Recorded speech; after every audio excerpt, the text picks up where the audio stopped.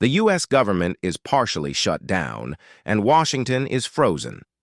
Republicans and Democrats are pointing fingers, but no real negotiations are happening. Hundreds of thousands of federal workers are furloughed, left without paychecks, while some specialists responsible for the nation's nuclear security even received notices to stay home. Over the past weekend, air traffic control staffing shortages have already caused disruptions, a worrying sign as Thanksgiving approaches.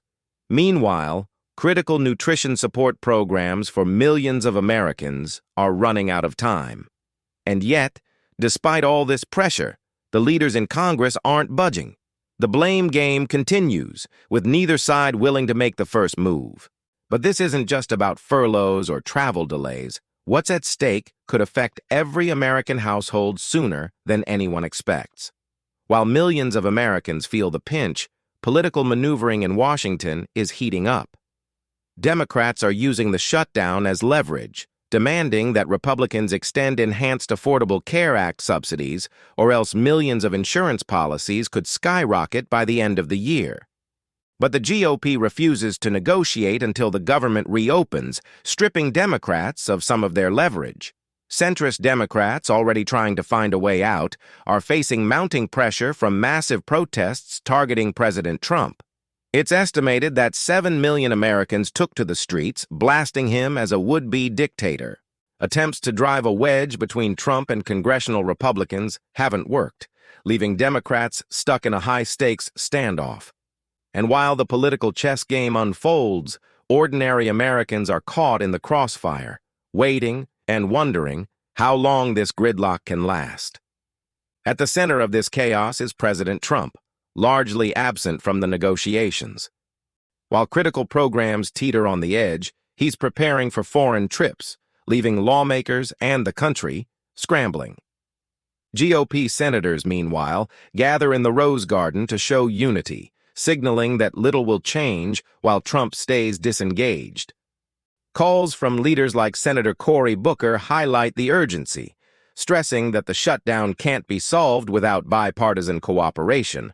But the president seems distant, almost untouchable. With Trump off the grid, the usual levers of compromise are failing, and the standoff drags on, leaving millions of Americans in limbo. And as political games intensify, the next moves on Capitol Hill could make, or break, the country's fragile stability. Meanwhile, the GOP is busy crafting its message while offering few solutions. House Speaker Mike Johnson has accused Democrats of pulling off the most selfish, most dangerous political stunt in Congress's history. But his party isn't any closer to resolving the crisis. Some Republicans hint at reforming the Affordable Care Act, a law they've long sought to dismantle, yet no viable replacement plan exists. Alabama Senator Katie Britt even called the system broken while refusing to extend the program, signaling the party's unwillingness to compromise. These mixed messages reveal a party trying to dodge blame while appearing tough, but with millions of Americans waiting on essential services, this balancing act is increasingly fragile. And just when it seems the strategy might hold, cracks begin to show. The House itself is effectively on lockdown. Speaker Johnson refuses to bring members back to vote, arguing they've already done their job with a temporary funding bill last month. But this move also keeps dissenting voices, like Marjorie Taylor Greene and other Republicans, from challenging the party line. New Democratic members, including Adelita Grijalva, poised to cast a decisive vote on releasing sensitive files, are also blocked from being sworn in until the House fully reconvenes.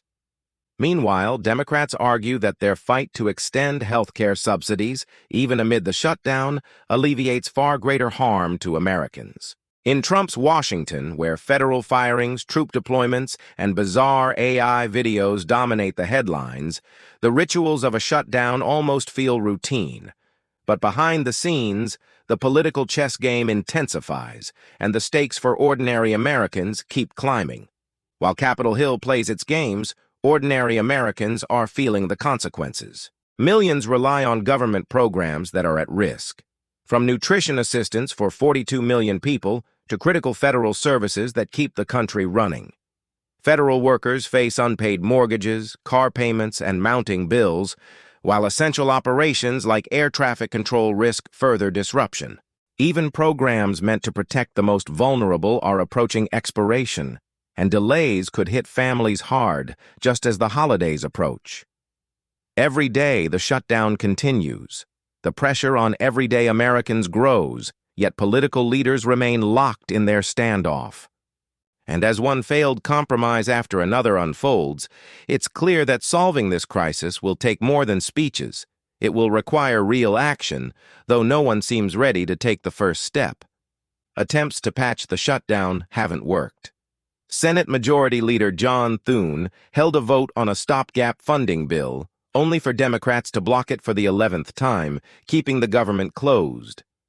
Thune also proposed a bill to pay essential workers required to report during the shutdown, but Democrats pushed back, unwilling to let Trump pick and choose who gets paid.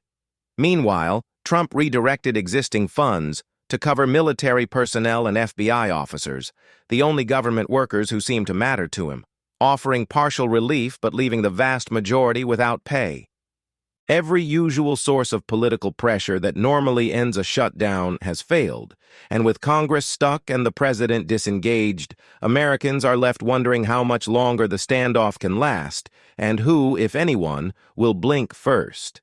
As the government shutdown drags on, it's clear that Washington is trapped in a cycle of blame and political games.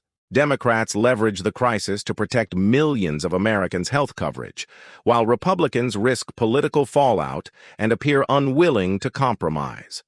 Trump's absence and selective interventions have only deepened the stalemate, leaving essential services, federal workers, and ordinary citizens caught in the middle. The clock is ticking, critical programs are on the brink, and every day without a resolution brings higher stakes. The question remains: what will finally break this deadlock? And when will Washington put the country above politics?